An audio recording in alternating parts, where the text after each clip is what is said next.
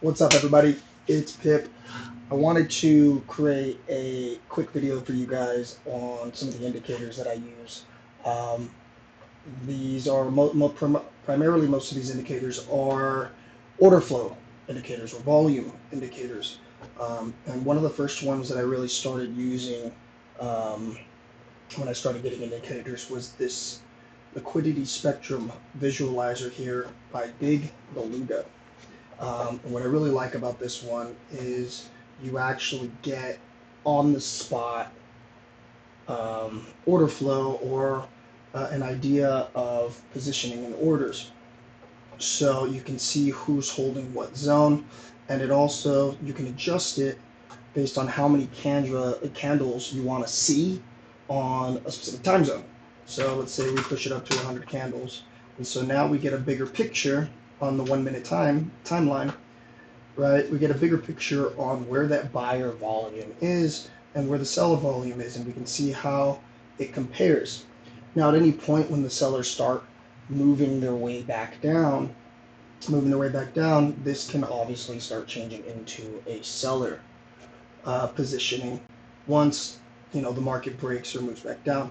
The other thing that's really nice too is when you're waiting for a specific movement to happen and there's a lot of volume happening in the market, it'll immediately tell you with large order contracts, the size of these bubbles here will change. You see how there's bigger bubbles down here?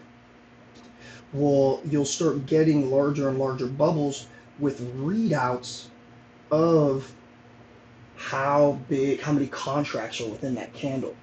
So that can definitely help you identify when a breakout is getting ready to happen. When you start noticing, okay, we're really starting to get a lot of buyer attention in this area here, and now we're starting to see numbers. We're starting to see the amounts of contracts that were big enough for this thing to actually start registering and putting them on the bubbles.